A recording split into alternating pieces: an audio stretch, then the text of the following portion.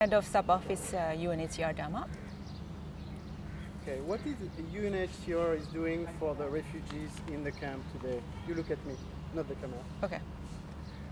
Then I have to repeat. When I mentioned my name, I was looking at the lens. So it's okay, I won't take that. It's just for me to put the subtitles. Great. Okay, UNHCR, we started to be involved in the operations for the refugees from Bhutan in early 1990s at the request of the government of Nepal. What we are doing is we are providing assistance to refugees, care and maintenance. And in doing so, we work together with the implementing partners in education, in health sector, infrastructure, water and sanitations. And for UNHCR alone also, we are helping refugees with the protections issues, and for that we are working with the Nepal Bar Association, which is an association of lawyers in Nepal. Is that clear enough? Yeah, yeah, yeah. Okay. Tell me, was it difficult to work with the refugee at the beginning? No. Refugees at the beginning, they were all scattered in different places in the eastern part of Nepal. And so with the government, we assisted them to put all the refugees in the different 7 camps in 7 locations, also in the eastern part of Nepal, in Japa and Morang district. And it was not difficult in terms of refugees refused to be placed or located in camps. Yeah. In what condition did you find them? How were they living and which kind of... Various different kinds of conditions. There were refugees with proper belongings with them. There were refugees with probably not enough belongings, etc. But again, of various stage. Yeah. So we brought them all to live in the camps. Is it one of the biggest refugee camp in Asia, or it's a very traditional common size, I would say? It's not the biggest. Yeah, there are other camps in Africa, operations where we have large, big camps set up. When UNHCR started the camp of refugees, and why did it start? I think I mentioned that at the beginning. Okay, because that was the second question. Yeah, so but I covered it already. Yeah. Okay, so third question, will you be able to convince everyone to leave? If not, what will happen? You can start with how resettlement started, maybe. Okay. How did the resettlement started? Yeah.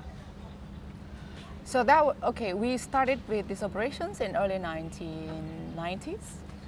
And for many years, there were lots of bilateral talks between government of Nepal, government of Bhutan, no solution foreseen, and then the international community and UNHCR started to discuss about a more comprehensive, durable solution.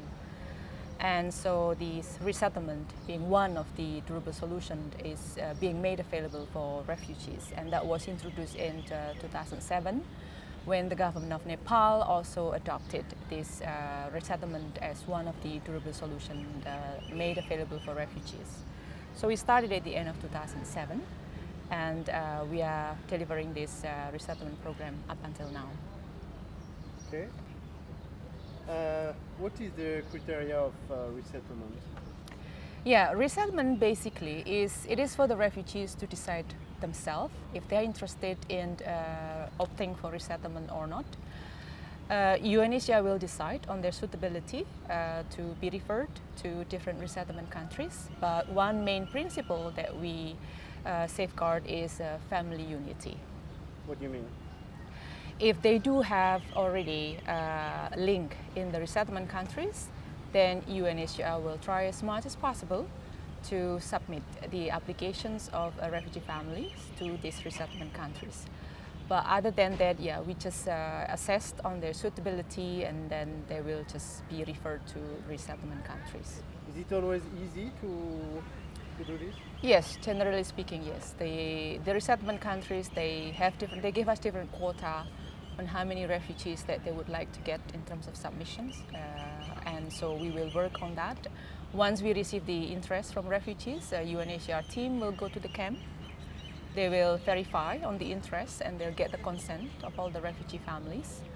and then determine whether they can be referred to the US, whether they can be referred to Canada or other countries, and the submissions is done. For resettlement applications for the US, UNHCR, after doing all the verification, will refer the cases to or submit them to IOM, which is the overseas processing entity for the US government. IOM will then continue with the processing of these resettlement applications for refugees referred to the US. For refugees who are referred to countries other than the US, we continue liaise with the resettlement countries to come and do the selection mission. And then once the refugees are accepted by these countries, it could be Canada, it could be Australia, it could be New Zealand or the Netherlands, Norway, and Denmark. Then we arrange for the delegations to come and do the interview. Once they are accepted, the refugees, we will refer the cases to IOM for medical processing and also eventually for the travel to the resettlement countries. Now, on number-wise, well, how many refugees to be resettled? Again, right now we are working on the basis of the quotas offered by the different resettlement countries. The US is the biggest. They have offered 60,000 quota for refugees from Bhutan. And we will see what will be the level of interest among the refugee population. Right now we have already more than 80,000 expressions of interest in resettlement out of the more than 100,000 refugee population. Out of this, about 27,000 have been resettled to third countries, and we are processing for the applications of the rest.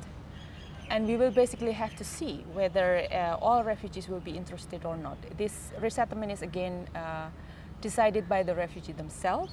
It's a well-informed decision that they have to make. UNHCR's role here is to facilitate with informations on the living conditions in the resettlement countries, and so if refugees decide to opt for this as their durable solutions, then they do so, and then again we do verification.